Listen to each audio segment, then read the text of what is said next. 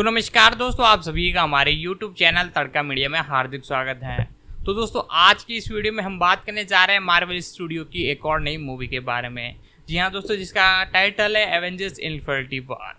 जी हाँ दोस्तों, इसे एक तरह से 2018 में रिलीज़ किया गया था और इसका जो बॉक्स ऑफिस कलेक्शन था और मूवी का जो बजट था, दोनों में पहले आपको बता देता हूँ। मूवी का बजट था $200 मिलियन और मूवी ने फोड़े हैं 200, यानी एक तरह से $2.05 बिलियन, यानी लगभग 10 गुना ज़्यादा इसने कमाई की है और आप सभी इसके दीवाने हैं। तो आज की इस वीडियो में इसी की एक्सप्लेनेशन और इसका रिव्यू और अपडेट जितनी भी है सारी कुछ मैं आपको बताने वाला हूँ।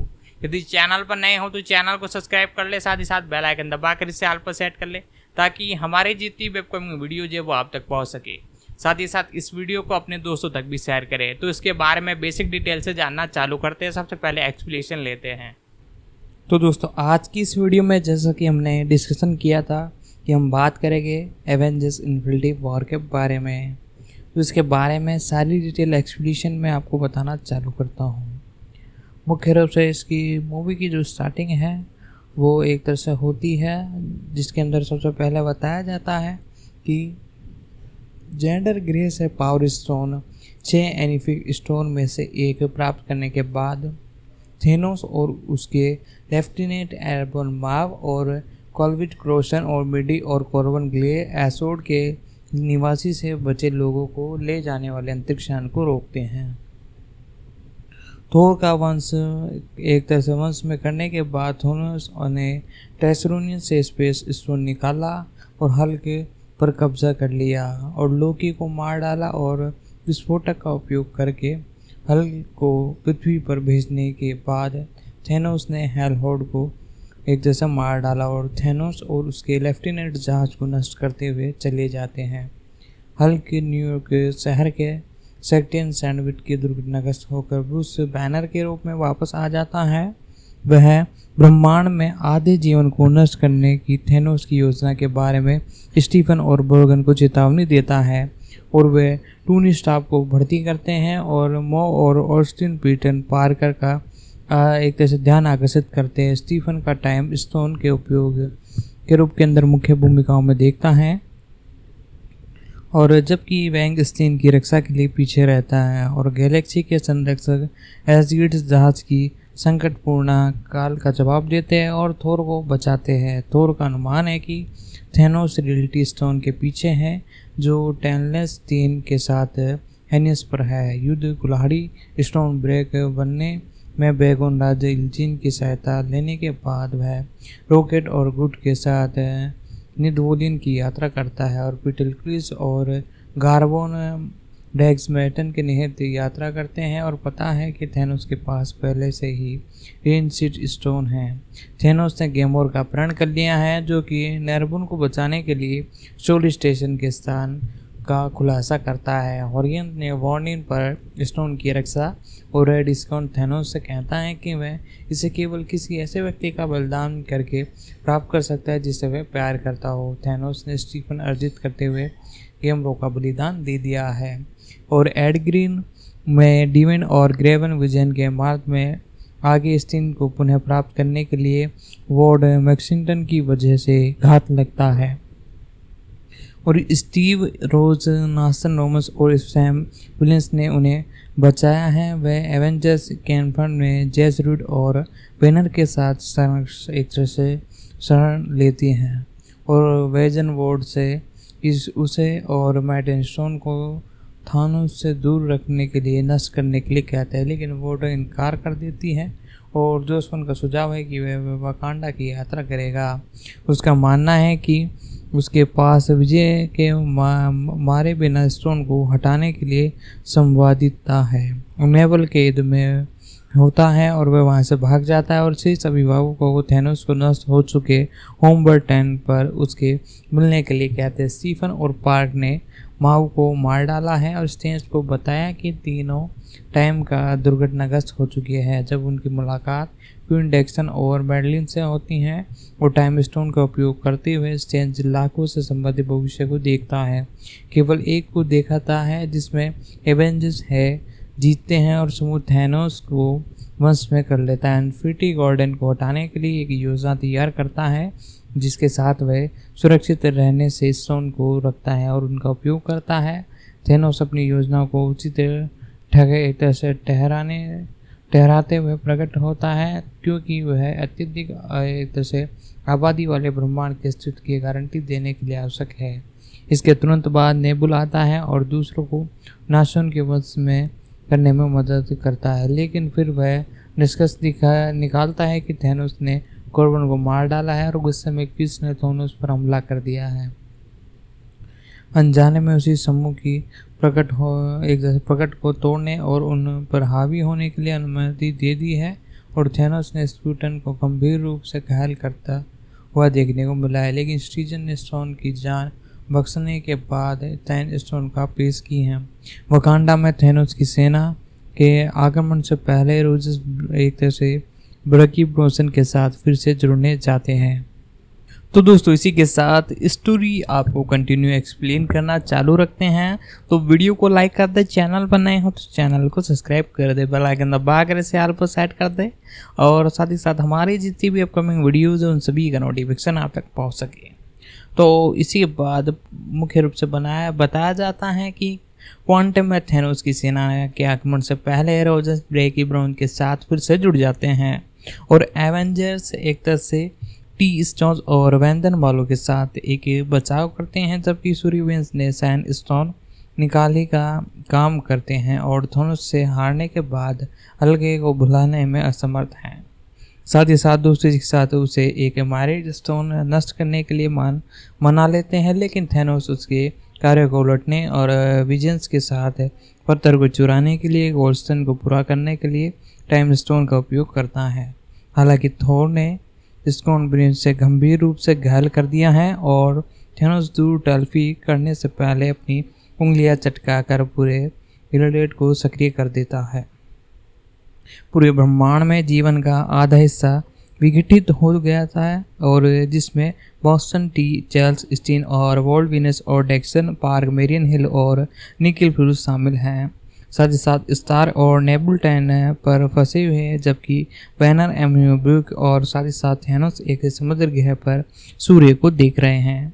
साथ ही साथ दोस्तों कैरेक्टरों के बारे में, इन सभी के बारे में मैं आपको और भी डिटेल बताता हुआ है। एवेंजर्स इन्फिनिटी वॉर 2018 की अमेरिकन सुपर हीरो फिल्म है जो कि मार्वल स्टूडियो कॉमिक्स भी सुपर हीरो टीम एवेंजर्स पर आधारित हैं। मार्वल स्टूडियोज द्वारा निर्मित और Walt Disney studio motion picture द्वारा इसे डिस्ट्रीब्यूट किया जा रहा है। ये एवेंजर्स 2012 और एवेंजर्स एज ऑफ अनटोल्ड 2015 की अगली कड़ी हैं और मार्वल सिनेमैटिक यूनिवर्स MCU में 19वीं फिल्म है। एंथी और जॉन लूशन द्वारा निर्देशित और कैप्टन मार्क और स्टीफन क्लेफिन द्वारा लिखित हैं। इस फिल्म में रॉबर्ट डैनी जूनियर सहित कई कलाकार शामिल हैं और क्रिस हेम्सवर्थ और मार्क रैफो और किड्स इवन और स्टीफन जोहर, साथ ही साथ टॉम हॉलवर्ड, साथ ही साथ एक तरह से गार्डियंस ऑफ द गैलेक्सी ब्रह्मांड में सभी जीवों के आधे हिस्से को मारने के अपनी योजना के हिस्से के रूप में थैनोस को 6 सर्वशक्तिशाली इंस्टियन स्टोन इकट्ठा करने का मौका का प्रयास मिलता है। साथ ही साथ दोस्तों इसी के साथ मुख्य रूप से इसका डायरेक्शन एंथलो रूसो, जॉन रूसो और क्रिप्टोन मार्कन और स्टीफन मैकफिन ने किया है।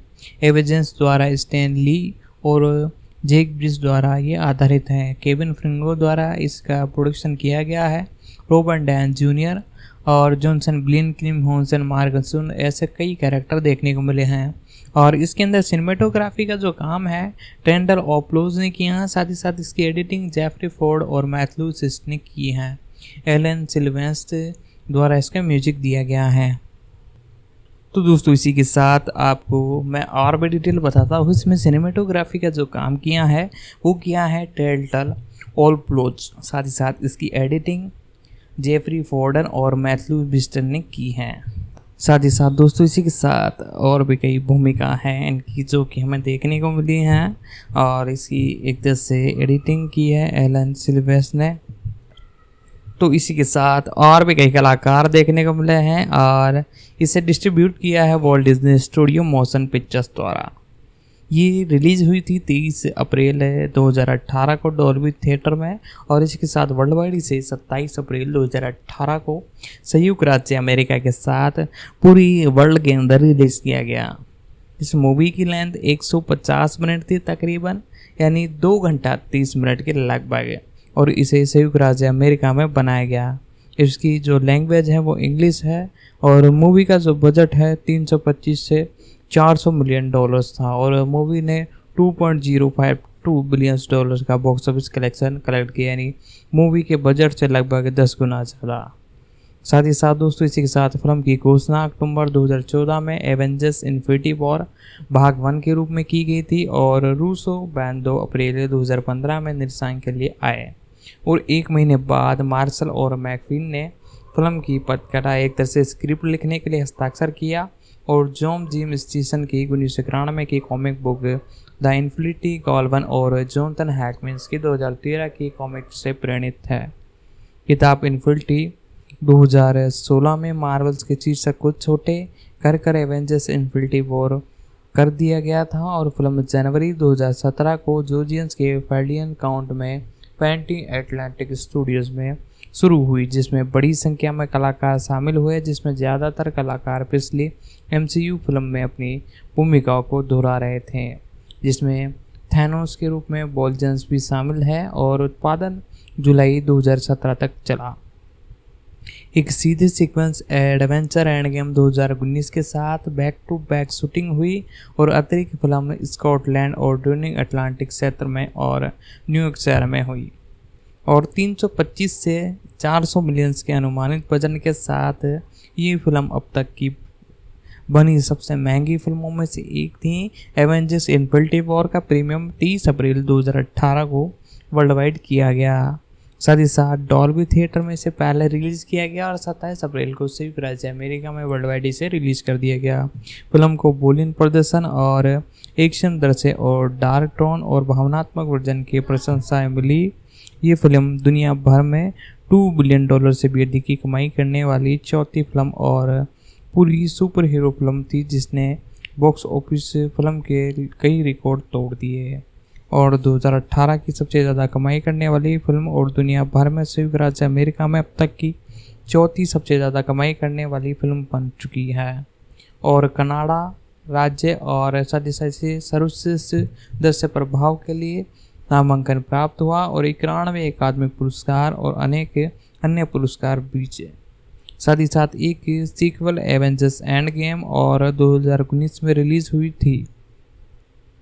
तो स्टोरी के बारे में तो मैंने आपको बता ही दिया, और कैरेक्टर के बारे में भी हम एक एक कर जानेंगे। अब बात करते हैं प्रोडक्शन कैसे हुआ है इस मूवी का, सारी कुछ डिटेल में आपको बताता हूँ। अक्टूबर 2014 में मार्वल्स ने एवेंजर्स एज ऑफ अनटोल्ड के 2 भाग वाले सीक्वेंस की घोषणा की, जिसका शीर्षक एवेंजर्स इन्फिनिटी वॉर था। भाग 1 4 मई 2018 को रिलीज होने वाला था, और भाग 2 3 मई 2019 को रिलीज होने वाला था। अप्रैल 2015 में मार्वल्स ने घोषणा की कि वे एंथलिन और George Russo Avengers Infinity War के 2 भागों का निर्देशन करेंगे। 2016 में बैक टू बैक फिल्मांकन शुरू होने की उम्मीद थी। अगले महीने क्रिस्टोफर मार्वल्स और स्टीफन मैकफोन्स और साथ ही साथ दोनों ने हस्ताक्षर किए और पटकथा लेखन के लिए हस्ताक्षर किए, और जॉन प्रेरणा लेते हुए जिम स्टीफन की 1991 की इन्फिनिटी गोल्डन कॉमिक्स और एंथलिन रूसो ने कहा कि यह फिल्म 1990 के दशक की डकैती फिल्म से प्रेरित है, जिसमें एंथोन ने सभी फिनिटी स्टोन और हासिल करने के लिए एक तोड़फोड़ की थी। निर्माता केविन फिश ने कहा कि फिल्म के बीच साझा तत्वों के कारण फिल्म का शीर्षक एक ही फिल्म के 2 हिस्सों के रूप में रखा गया था, लेकिन उन्हें लग रहा था कि वह 2 भाग फिल्म के होंगे ना कि एक फिल्म 2 फिल्मों में विभाजित होगी। और मई 2016 में रैसरोस ने खुलासा किया कि वह एक तरह से गलत फहमी को दूर करने के लिए 2 फिल्मों का नाम बदल देंगे, और उस जुलाई में मार्वल्स ने खुलासा किया कि वह भाग 1 का शीर्षक एवेंजर्स इन्फिनिटी वॉर और साथ ही साथ छोटा कर दिया गया है। और मुख्य रूप से फिल्मोग्राफी के बारे में बात की जाए तो जनवरी 2017 की शुरुआत में इसे शूट कर लिया गया और कार्यकारी शीर्षक मेरी लू के तहत जॉर्जियस के फेवरेट काउंट और पैविंग अटलांटिक स्टूडियोज में हुआ, जिसमें टेंट ऑल प्रेस और फोटोग्राफी के निर्देशक थे। Infinity war Avengers end game के साथ ARAILX और IMX 2D कैमरा का उपयोग कर शूट किया गया था। इस प्रकार यह फिल्म पहली बार शुरू हुई और हॉलीवुड फीचर फिल्म की पूरी तरह से IMX डिजिटल कैमरे से शूट की गई थी। फरवरी की शुरुआत में मार्वल्स ने टोनी स्टार्क और मैन्स के रूप में रॉबर्ट डाउनी जूनियर की भागीदारी की पुष्टि की गई। साथ ही साथ इसी साथ फिल्म की पीटन क्लिस और स्टार लॉक्स के रूप में क्रिस प्रोटन और पीटेंस के रूप में की गई और फरवरी 2017 में स्टॉकलैंड में हुई। और साथ ही साथ स्टूडियोज का नामकरण ब्राउन और बारफ्रैग स्टूडियो हुआ और जून 2017 के अंत में फिल्मांकन डाउन टू अटलांटिक में हुआ और साथ ही साथ जुलाई की शुरुआत में अटलांटिक के सेंट्रल पार्क में फिल्म के माध्यम में सीक्वल से न्यूयॉर्क जाने से पहले फिल्म 2014 और जुलाई 2017 के समाप्त हुई हुई फिल्मों के अंतिम दृश्य के लिए एक थैनोस एंड नीतिन जोपड़े में रहती है। फिल्म के निर्माताओं ने फिलीपींस, इल्गुस और बानु ब्रिसेंट के साथ फुटेज शामिल करने के लिए और थाईलैंड स्टेटिज स्टूडियो और प्रोडक्शन के साथ काम किया और बाद में जुलाई 2017 में जो रूसो ने कहा कि इन्फिनिटी वॉर के कुछ अधूरे दृश्य है और जिन्हें अगले कुछ महीनों में शूट किया जाएगा। मार्च 2018 की शुरुआत में डिज्नी ने संयुक्त राज्य अमेरिका में इन्फिनिटी वॉर की रिलीजिंग को 27 अप्रैल 2018 तक बढ़ा दिया था ताकि इसे उसके कुछ अंतर्राष्ट्रीय बाजारों में समान समाप्तांक की रिलीजिंग की जा सके। फिल्म के दृश्य प्रभावित मुख्य रूप से इंडस्ट्रियल लाइव और मैगजीन, साथ ही साथ मैथन स्टूडियोज और डिजिटल डोमन्स और राइवल्स द्वारा बनाए गए थे। साथ ही साथ 325 से 400 मिलियन के अनुमानित बजट के साथ अब यह अब तक की सबसे महंगी फिल्मों में से एक है। इन्वॉल्व्स और हैम्बर्थ दोनों ने फिल्म के लिए $15 मिलियन कमाए। साथ ही साथ जून 2016 में एली सिल्वेस्टर, जिन्होंने द एवेंजर्स के स्कोर तैयार किए और इसके बाद पता चला कि इन्फिनिटी वॉर और एंड गेम दोनों के लिए स्कोर तैयार करने के लिए लौट रहे हैं और मार्च के अंत तक अपना स्कोर रिकॉर्ड किया है और पाया कि फिल्म का काम करना और मेरे द्वारा अपने किए गए किसी भी तरह की तुलना में वास्तव में एक अलग अनुभव है और विशेष रूप से दृष्टिकोण और सिर में त्वरित बदलाव के संतुलन करके संबंध है और फिल्म ने ब्लैक पैंथर, लुडविग और जॉनसन की थीम का उपयोग किया था और हॉलीवुड रिकॉर्ड्स और मार्वल म्यूजिक 27 अप्रैल 2018 को रिलीज हुई। तो दोस्तों इस मूवी के बारे में बात की जाए तो एक तरह से एज ऑफ अंट्रोल का एक तरह से ये अगला पार्ट है अंट्रोल का एक तरह से, और साथ ही साथ दोस्तों इसके बारे में बात की जाए तो MCU की ये तकरीबन 18वीं या 19वीं फिल्म में से एक है। साथ ही याद इसी के साथ इसके अब तक कई और पार्ट आ चुके हैं। साथ ही साथ आपको मार्वल स्टूडियो की किसी भी मूवी के बारे में जानना हो, चाहे MCU की कोई सी भी वो मूवी हो, आपको सिंपली उसका नाम लिख देना है, हम उस पर डेफिनेटली वीडियो लाने की कोशिश करेंगे। साथ ही साथ मार्वल स्टूडियोज की एक सीरीज़ लेकर आ रहा है जिसके अंदर सबसे पहले आज हमने इसी मूवी पर बात की है और इसके बाद एंड गेम और धीरे धीरे कर जितनी भी मार्वल स्टूडियोज़ की मूवी है वो सारी की सारी आपके लिए लेकर आ रहे हैं। तो चैनल को सब्सक्राइब कर ले, उसके बारे में डिटेल जानना चालू करते हैं। इसकी लेंथ के बारे में बात करते हैं तो 2 घंटे तकरीबन 30 मिनट इसकी लेंथ है जो कि बहुत ही बेहतरीन है। साथ ही साथ इसी के साथ मल्टीपल लैंग्वेजों में ये हिंदी, इंग्लिश, तमिल, तेलुगु, मलयालम, इंडिया की तो मल्टीपल लैंग्वेजों में अवेलेबल है। साथ ही साथ और भी कई कंट्रियों में इसे रिलीज़ किया गया है वर्ल्ड वाइड, तो इसलिए मल्टीपल लैंग्वेजों में अवेलेबल है। और अब इसके एक तरह से कास्टिंग और प्री प्रोडक्शन के बारे में हम जानते हैं। और डिफेंस साउंड ट्रैक एल्बम जारी की है और 18 मई को भौतिक रिलीजिंग के साथ डिलीवरी संग्रहण में कुछ विस्तृत के साथ अतिरिक्त ट्रैक शामिल थे। साथ ही साथ दोस्तों इसकी एक तरह से प्रमोशन के बारे में बात की जाए तो मई 2017 में मार्वल ड्यूटी जूनियर्स और इसके परोपकारी सेंटन रैट एक्ट और पॉन्डिंग ने एक प्रतियोगिता के लिए मोशन के साथ साझेदारी की। तो दोस्तों इसी के साथ इनके बारे में और डिटेल जाना चालू करते हैं, किस प्रकार से इसका प्रमोशन किया गया और क्या क्या तकरीब इसमें लगाई गई। एक तरह से मई 2017 में रॉबर्ट डाउनी जूनियर और इस 4 संगठन रैबन एट फीडिंग्स ने इस प्रतियोगिताओं के लिए, साथ ही साथ दोस्तों इसी के साथ और भी कई प्रमोशन किए गए हैं, जैसा कि D23 एक्सपोज 2017 का प्रदर्शन किया गया और ब्लैक ऑटो थेनोस के बच्चे की मूर्तियों के साथ कार्बन सीन विजन्स और साथ ही साथ हार्टन द सॉल्टन के साथ देखने को मिले। साथ ही साथ D23 फुटेज 2017 में San Diego comics of international में दिखाया गया और साथ ही साथ 17 से 30 जुलाई तक सोशल मीडिया पर इसे 90,000 से भी अधिक नए बातचीत उत्पन्न हुई और इस अवधि के दौरान थोर नीसन और जैसन ने 2017 के बाद तीसरी सबसे अधिक बातचीत की।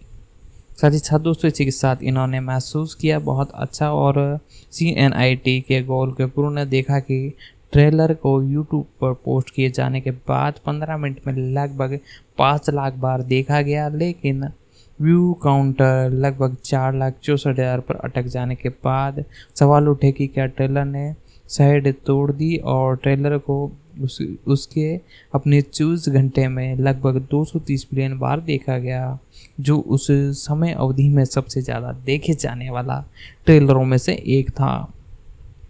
जनवरी 2018 में मार्वल्स कॉमिक्स ने एवेंजर्स इन्फिनिटी वॉर और प्लीडेड नाम की 2 एकल वाली सीक्वल्स कॉमिक्स पर प्रकाशन दिया, साथ ही साथ ध्यान दिया और 2 अंक वाले एक तरह से सीक्वल कॉमिक प्रकाशित की, जो कि कैप्टन अमेरिका और इसी के साथ सीविंस of the Avengers Infinity War के बीच एक पुल का काम कर रही हैं।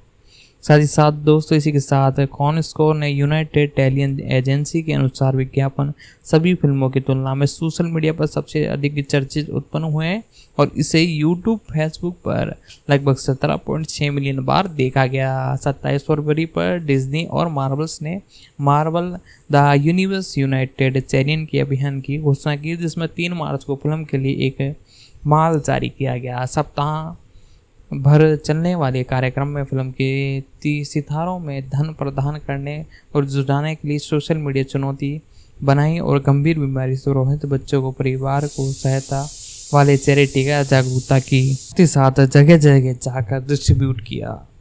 साथ ही साथ चिल्ड्रन फाउंडेशन को लगभग 250 एक तरह से मैं आपको बता दूँ $25 लाख का एक तरह से दान दिया।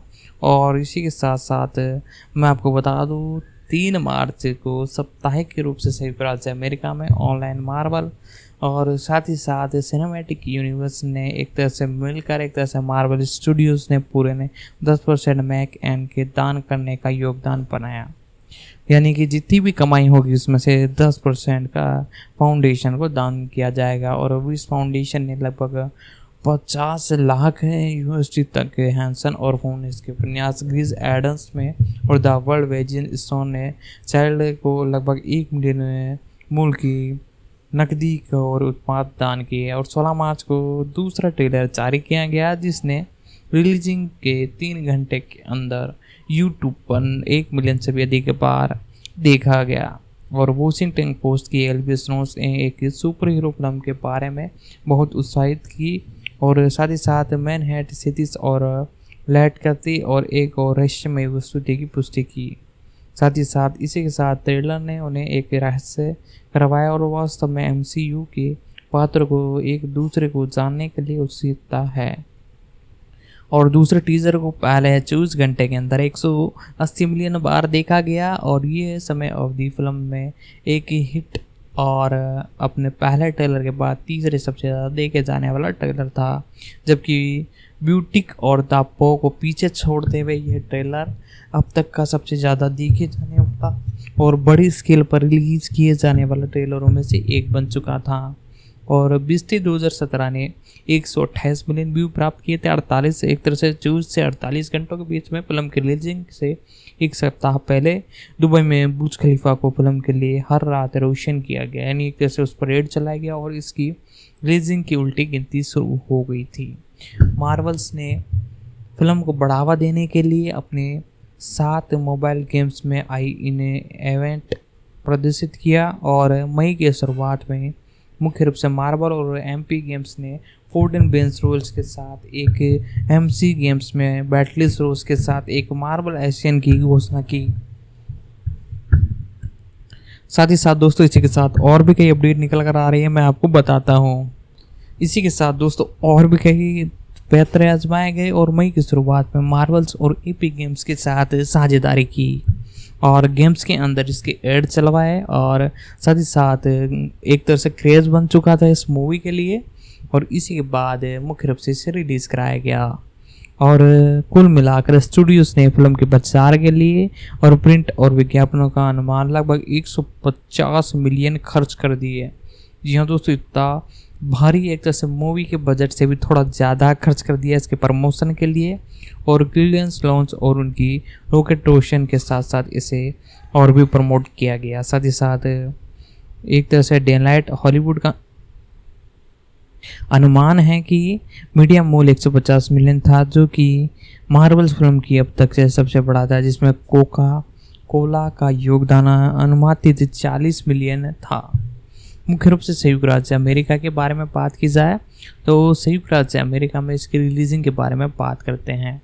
एवेंजर्स इन्फिनिटी वॉर ने 30 अप्रैल 2018 को लॉस एंजल्स और डॉल्बी थिएटर में अपना विश्व प्रीमियम आयोजित किया। इसकी स्क्रीनिंग नाटकीय और एलबी कैप्ट थिएटर और ग्रीनसन के चिम थिएटर में की गई और इसे 27 अप्रैल को संयुक्त राज्य अमेरिका सहित दुनिया भर में अधिकांश देशों में रिलीज किया गया। कुछ की शुरुआत 25 अप्रैल से शुरू हुई और इसे चुनिंदा स्क्रीन पर एक तरह से IMAX और 3D में दिखाया गया। संयुक्त राज्य अमेरिका में फिल्म ने लगभग 4487 थिएटरों में प्रदर्शन किया और 408 IMAX में। ये डिज्नी शीर्षक के लिए अब तक की सबसे ज़्यादा व्यापक रिलीजिंग थी और डेल्फिन मी 3 के बाद दूसरी सबसे व्यापक रिलीजिंग 2017 में थी।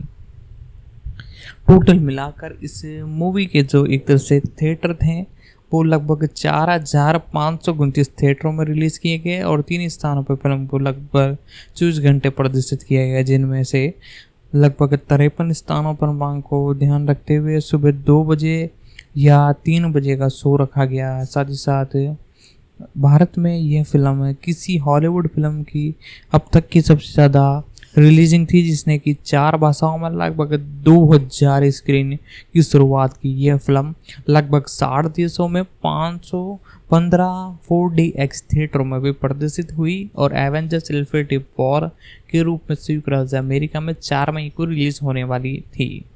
फिल्म की चीनी रिलीजिंग 11 मई को शुरू हुई और मूल रूप से 10 जून को समाप्त हो गई थी, लेकिन 9 जुलाई को समाप्त होने के बाद 30 दिन तक दुर्लभ विस्तार किया गया और एवेंजर्स इन्फिनिटी वॉर MCU के चरण में 3 का हिस्सा है। लॉस एंजल्स प्रीमियम से पहले अप्रैल की शुरुआत में फिल्म के प्रेस टूर के दौरान विभिन्न शहरों में फिल्म की चुनिंदा फुटेज दिखाई गई और रूसेस ने कहा कि इन स्क्रीनिंग में फिल्म की सीमित मात्रा ही दिखाई जाएगी ताकि स्पॉट लीक होने से संभावित कम हो सके। साथ ही साथ लॉस एंजल्स के एल कैप्टन थिएटर में फिल्म के रिलीजिंग के लिए इसी तरह की महत्वपूर्ण हुई। साथ ही साथ होम मीडिया के बारे में बात की जाए तो एवेंजर्स इन्फिनिटी वॉर को 31 जुलाई को वॉल्ट डिज्नी स्टूडियोज और होम एंटरटेनमेंट द्वारा डिजिटल डाउनलोड पर और 11 अगस्त को अल्ट्रा HD ब्लू-रे और ब्लू-रे DVS में रिलीज़ किया गया। डिजिटल और ब्लू-रे रिलीजिंग पर्दों के पीछे का दृश्य शामिल था और फीचर ऑडियो और कमेंट्री हटाए गए और साथ ही साथ डिजिटल रिलीजिंग में MCU के निर्देशित रोशन जॉन प्रोड्यूस और साथ ही साथ जिसमें पहली बार रिलीज हुई IMAX कैमरे के साथ शूट की गई और IMAX थिएटरों में 1.90.1 कुल अनुमान में रिलीज के बावजूद होम मीडिया ने फिल्म को उस फालतू अनुमान में प्रस्तुत नहीं किया। इसके बजाय एक छोटे 2.39.1 फालतू अनुमान शामिल किया गया। IMAX स्क्रीन पर रिलीज किया गया। इन्होंने इससे संभाव से इनकार नहीं किया और संस्करण के बाद उपलब्ध हो सकती हैं और फिल्म को IMAX अल्ट्रा संस्करण में 12 नवंबर 2021 को डिज्नी पर उपलब्ध कराया गया। जी हाँ दोस्तों, OTT राइट मैं आपको बताऊं तो इस मूवी के डिज्नी प्लस पर आपको देखने को मिल सकती है। अभी जाकर आप देख सकते हो। एवेंजर्स इन्फिनिटी वॉर ने संयुक्त राज्य अमेरिका में तकरीबन 680 बिलियन डॉलर का एक तरह से कलेक्शन किया और अन्य क्षेत्रों में 1.374 बिलियन की कमाई की। दुनिया भर में टोटल मिलाकर 2.052 बिलियन तक कमाई की। अब तक की सबसे ज़्यादा चौथी कमाई करने वाली फिल्म बन गई थी। 2018 की सबसे ज़्यादा कमाई करने वाली फिल्म, सबसे ज़्यादा कमाई करने वाली एमसीयू फिल्म, और साथ ही साथ इसका दुनिया भर में 640 मिलियन की शुरुआत सप्ताह हुआ और अब तक की सबसे बड़ा सप्ताह था, जिसने the fat of the furious, fast and the furious और फैट ऑफ द फ्यूरियस दोनों का रिकॉर्ड तोड़े और 5000 से भी ज़्यादा स्क्रीन के साथ अमेरिका में रिलीज हुई। यानी टोटल मिलाकर अमेरिका के साथ बाद में इसकी स्क्रीनिंग एवेंजर्स एंड गेम से इसे पछाड़ दिया और जिसमें अपनी शुरुआती सप्ताह में 1.222 बिलियंस की कमाई की। साथ ही साथ इसे बहुत ही बड़े स्केल पर रिलीज़ किया गया था। 12 दिन का रिकॉर्ड को पीछे छोड़ दिया। साथ ही साथ अपने दूसरे सप्ताह में इन्फिनिटी वॉर ने ओडीए स्क्रीन ने 13.5 बिलियन डॉलर्स की कमाई की, जो इस प्रस्तुति में रिकॉर्ड तोड़ था और दुनिया पर तीसरी सबसे ज़्यादा देखे जाने फिल्म थी। मार्वल फिल्म की सबसे बड़ी फिल्म है और डेडलाइन हॉलीवुड ने उत्पादन बजट, वितरण, प्रतिभा और भागीदारी और अन्य लागतों को ध्यान में रखते हुए फिल्म को शुद्ध लाभ लगभग 50 मिलियन की एक तरह से बताया। साथ ही साथ बॉक्स ऑफिस पर घरेलू मीडिया पर राजस्व ने इसे 2018 की सबसे मूल्यवान ब्लॉकबस्टर की सूची में पहले स्थान पर रखा। और साथ ही साथ पूर्व box office collection ticket record के बारे में बात करते हैं। अब 24 घंटों की टिकट पूर्व बुकिंग हिस्से से लगभग केवल 6 घंटे लगे और ब्लैक पैंथर द्वारा निर्धारित 24 घंटे के रिकॉर्ड को पीछे छोड़ दिया और 72 घंटों के भीतर फिल्म ने एमएफसी थिएटर में किसी भी सुपर हीरो फिल्म की सबसे बड़ी प्री सेल अर्जित की। साथ ही साथ ब्लैक पैंथर ने 275.6 बिलियन से अधिकांश थी। साथ ही साथ संयुक्त राज्य अमेरिका में भी, कनाडा में भी बहुत बढ़िया बिजनेस किया। तो दोस्तों इसी के साथ अब हम बात करते हैं इनके एक एक कैरेक्टरों के बारे में। कैरेक्टर के भी जानना बहुत इम्पोर्टेंट है, तो कैरेक्टर के बारे में हम एक एक करके सारी डिटेल आपको बताते हैं। और साथ ही साथ अपकमिंग जो मूवी आ रही हैं और जो सीरीज चल रही है हमारी, उसके अंदर सारी की सारी चीज़ें हम कवर करते हुए आगे बढ़ेंगे और सारी मार्वल एमसीयू की जितनी भी मूवीज़ है उन सभी की एक्सप्लेनेशन, रिव्यू, फैक्ट, डिटेल लेकर आ रहे हैं। तो इसके अंदर सबसे पहला जो कैरेक्टर आपको देखने को मिले हैं वो है, मुख्य रूप से मैं बता दूँ, रॉबर्ट डाउनी जूनियर से। जी हाँ दोस्तों, जो हमारे आयरन मैन का किरदार निभाते हुए नजर आ रहे हैं। रॉबर्ट जॉन एक तरह से डाउनी जूनियर इनका पूरा नाम है। 4 अप्रैल 1965 को इनका जन्म हुआ। एक अमेरिकन अभिनेता हैं और इनके करियर की विशेषता उनकी युवा अवस्था में आलोचनात्मक और लोकप्रियता सफलता है, जिसके बाद उनके करियर में व्यावसायिक सफलता के पुनरुत्थान से मौके और दौरे के सेवन और कानून पेशन के दौर का था। दुनिया की 100 सबसे प्रभावशाली लोगों में से एक इन्हें चुना गया। इन्हें सबसे मोस्ट ब्यूटीफुल और 2013 से 15 तक इन्हें फोर्ब्स द्वारा हॉलीवुड के सबसे अधिक भुगतान पाने वाले अभिनेताओं की सूची में रखा गया था। मुख्य रूप से इनके बारे में बात की जाए तो रॉबर्ट डाउनी जूनियर 4 अप्रैल 1965 को इनका जन्म हुआ और लगभग इनकी उम्र 58 साल है। न्यूयॉर्क शहर यूएसए में इनका जन्म हुआ। मुख्य रूप से इन्होंने सातना मोनिक हाई स्कूल से अपनी ग्रेजुएशन एक तरह से अपनी से स्कूली शिक्षा प्राप्त की और मुख्य रूप से ये एक अभिनेता है, निर्माता है और 1970 से वर्तमान तक इस इंडस्ट्री में जुड़े हुए हैं। साथ ही साथ इनके जीवन साथी डेब्रन फॉर्लिंग से शादी की 1992 में और 2004 में तलाक ले लिया। सुसान लेविना से इन्होंने 2005 में शादी की हैं। सारा जॉनसन पार्क इनके साझेदार है एक तरह से और साथ ही साथ इनके 3 बच्चे हैं और साथ ही साथ 5 साल की उम्र में इन्होंने 1970 में अपने माता पिता रॉबर्ट डाउन से सीनियर स्कूल में पौंड में अभिनय की शुरुआत की। बाद में वह किशोर फिल्म डाउन एक तरह से आइशियन 1985 और लेस देन जिरी 1987 में ब्रैक पॉर्टन के साथ काम करते हुए नजर आए। तो दोस्तों ये मार्वल स्टूडियोज़ के अंदर आयरन मैन का किरदार निभाने वाले कैरेक्टर हैं, आप सभी को ये तो पता ही हैं। साथ ही साथ इसी के साथ और भी कई मूवीज़ में ये देखने को मिले हैं। साथ ही साथ प्रारंभ है समापन बाण कंपनी डाउन का बीमा नहीं करेगी, और जब तक कि मेल ब्रूशन ने 2003 की फिल्म द सीकिंग डॉल्फिन के लिए बीमा बॉन्ड का भुगतान नहीं किया। उन्होंने ब्लैक कॉमेडी किस बैक 2005, थ्रिलर आज 2007 और एक्शन कॉमेडी ट्रोपिंग थंडर 2008 में भी अभिनय किया।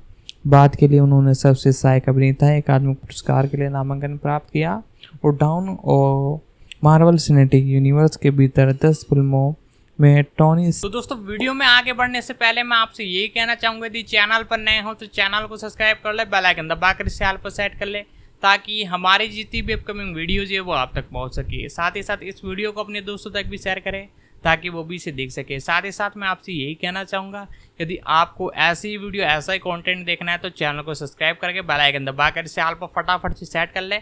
हम कोई सा भी OTT प्लेटफॉर्म हो, Disney Hotstar, Apple plus, stand या फिर HBO या पैरामाउंट प्लस, सभी OTT प्लेटफॉर्म की मूवी का review, explanation, detail, fact, update, total मिलाकर सब कुछ चीज़ लाते रहते हैं। तो मूवी से रिलेटेड कुछ भी चीज़ जाननी हो तो आप कमेंट कर सकते हैं। साथ ही साथ चैनल को तो आपको सब्सक्राइब करना ही है। तो दोस्तों इसके बारे में आज हम बात कर रहे थे, और अब हम आगे बढ़ते हुए इसके एक तरह से कास्टिंग के बारे में जानेंगे। यानी कि आयरन मैन हमारे अभिनय करने के लिए शुरू से पहचान मिली, जिसकी शुरुआती आयरन मैन 2008 से हुई और एवेंजर्स एंड गेम 2019 तक हुई। उन्होंने गाई रीची के साल के होमसन 2009 के शीर्षक किरदार की भूमिका निभाई, जिसमें उन्होंने अपना दूसरा गोल्डन ग्लोब मिला, और जिसमें उन्हें अपना दूसरा गोल्डन ग्लोब मिलने के साथ साथ 2011 में काम आए the end game of the shorts. Robert John Downey Junior का जन्म 4 अप्रैल 1965 को हुआ और मैनहुड न्यूयॉर्क शहर में हुआ। वह 2 बच्चों में से छोटे थे और उनके पिता रॉबर्ट डाउनी सीनियर एक अभिनेता और फिल्म निर्माता थे, जबकि उनकी मां एल्सिन एनी एक अभिनेत्री थी जो कि डाउन सीनियर की फिल्म में दिखाई दी। डाउनी के पिता आधे मिथलोनियस युद्ध है, और साथ ही साथ दोस्तों इसी के साथ उनकी बड़ी बहन एलिस ग्रीस वेलेस में बड़ी एक बच्चे के रूप में डाउन रिस से घिरे हुए थे। साथ ही साथ बचपन के दौरान डाउन्स को अपने पिता की फिल्मों में छोटी भूमिका मिली। उन्होंने अपने अभिनय की शुरुआत 5 साल की उम्र में बेल्टून कॉमेडी पाउंड 1970 में एक बीमार पुतले की भूमिका निभाने के लिए साइन इन किया गया, और साथ ही साथ डाउन्स इन्होंने 1988 के नाटक 1970 में स्क्रीन साझा की। साथ ही साथ दोस्तों 1948 और 1995 में प्रारंभिक स्ट्रगल के बारे में बात करें तो डाउनी ने थिएटर भूमिकाओं पर काम शुरू किया, जिसमें 1983 में जॉन लीजर द्वारा निर्मित जॉन्स थिएटर और आल्पिंग बोर्ड्स द्वारा बनाई गई म्यूजिक मैराथन पेशन शामिल थी। 1995 में वह सैटेलाइट नाइट लाइव के नियुक्ति की गई और युवा कलाकारों का हिस्सा बने, लेकिन 1 साल बाद खराब रेटिंग और अन्य कलाकारों के हास्य अनुभव के आलोचनाओं के बाद उन्हें अधिकांश नए क्रू को हटा दिया गया और उनकी जगह ले ली गई, और रोलिंग स्टोन पत्रिका ने डेनियन को अपने पूरी दौर में सबसे खराब एल्सन कास्ट सदस्य बताया। साथ ही साथ दोस्तों इन्हें लात देकर वहाँ से बाहर निकाल दिया गया था। 1983 में डाउनी ने ब्रेट इस एलियस के उपन्यास लेस डॉन जेरिन की फिल्म संस्करण में जूलिस वेल्सन नाम के एक शख्स की आदमी अमीर लड़की की भूमिका निभाई, जिसका जीवन तेजी से उसके नियंत्रण से बाहर हो जाता है। द न्यूयॉर्क टाइम्स ने जेम्स मॉरिसन द्वारा वर्णित उनके प्रदर्शन को बेहद आगे बढ़ाया और इसी व्यापक रूप से प्रशंसित किया। हालांकि टाउन्स ने कहा कि उनके ये भूमिका क्रिसमस भविष्य के भूत की तरह नहीं है।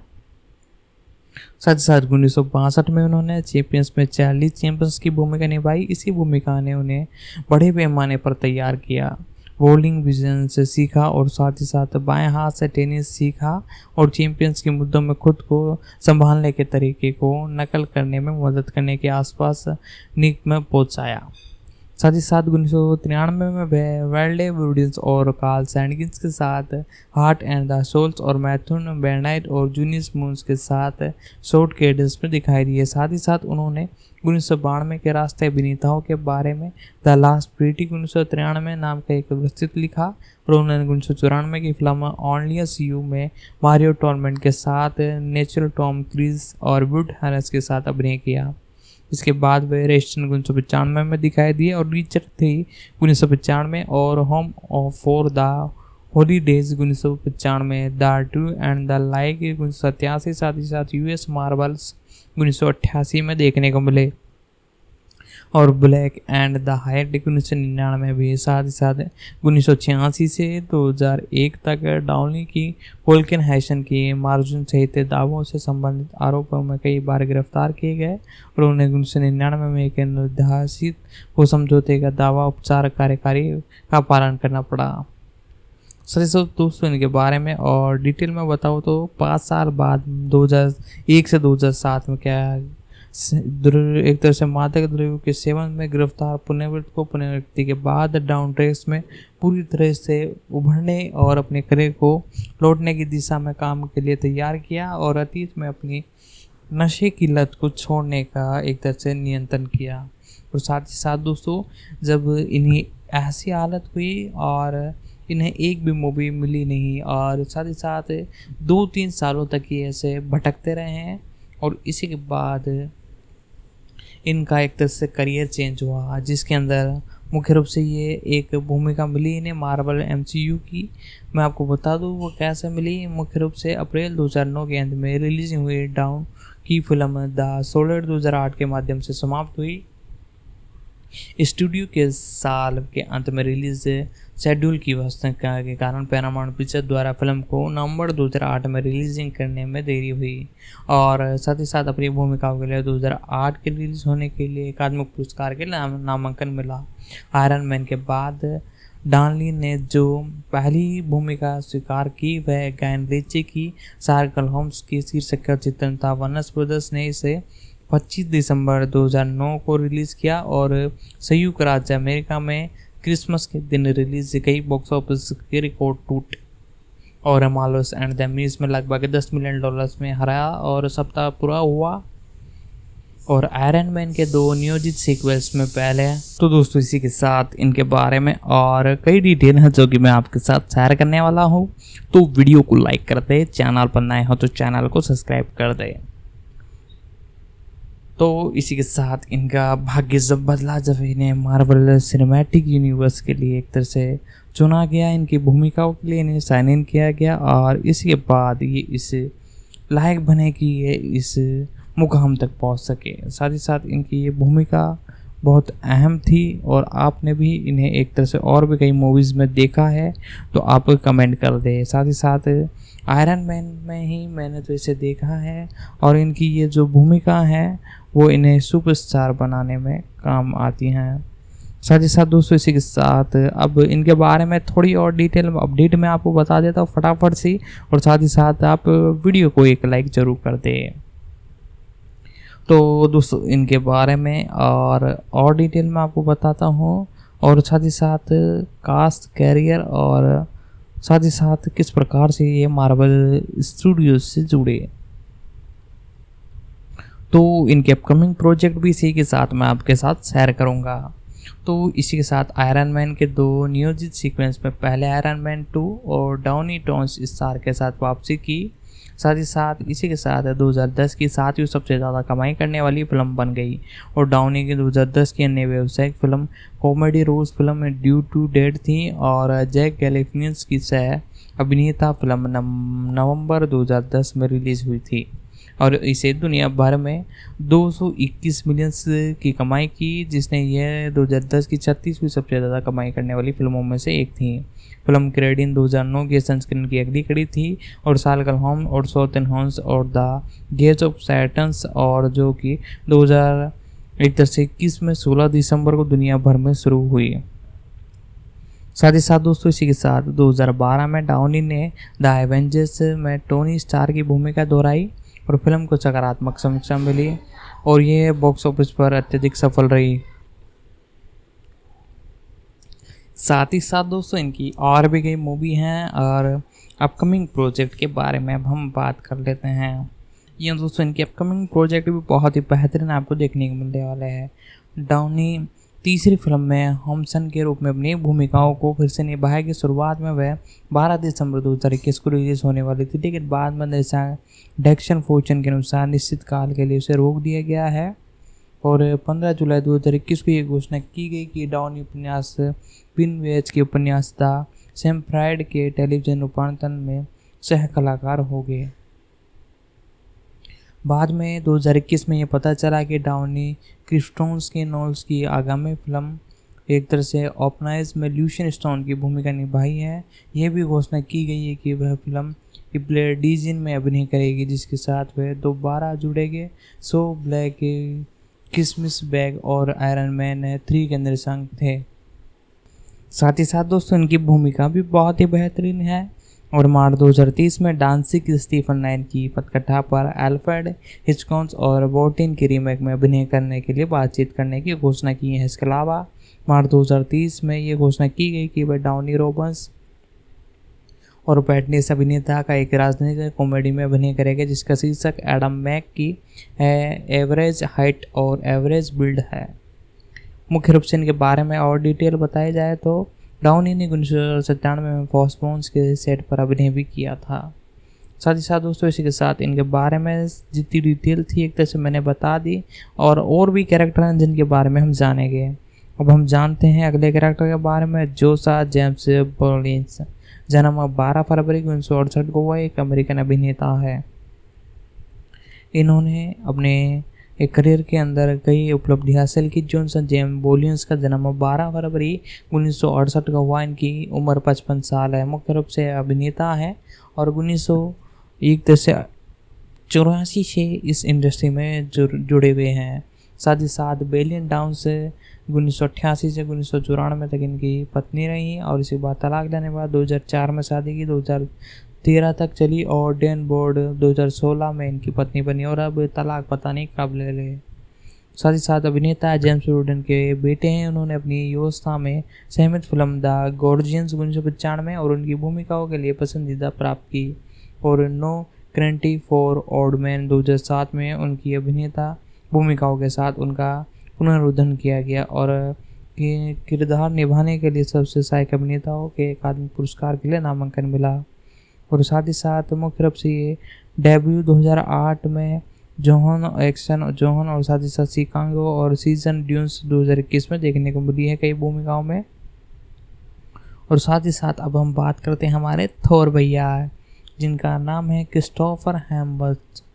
इनका जन्म 11 अगस्त 1983 को हुआ। एक ऑस्ट्रेलियन अभिनेता हैं और हॉलीवुड में फिल्मी करियर शुरू करने से पहले ऑस्ट्रेलिया टेलीविजन श्रृंखला होम एंड द इवेंट्स 2004 से 2007 में किम डैड की भूमिका निभाने में प्रसिद्ध हुए। मार्वल सिनेमैटिक यूनिवर्स MCU में हेम्सवर्थ ने 2021 में इसी नाम की फिल्म के साथ थोर एंड किरदार निभाना शुरू किया और हाल ही में थोर लव एंड थंडर 2022 में भूमिका दोहराई, जिससे इन्होंने दुनिया के सबसे अधिक कमाई पाने वाले अभिनेताओं में स्थान प्राप्त कर लिया। और क्रिफ्टन हैम्पटन इनका नाम है। 11 अगस्त 1993 को इनका जन्म हुआ था और आज 40 साल के हैं और मेलबर्न विक्टोरियंस ऑस्ट्रेलिया में हुआ। हिमोड कॉलेज से ये ग्रेजुएट है। मुख्य रूप से एक अभिनेता है और 2002 से इस इंडस्ट्री से जुड़े हुए हैं।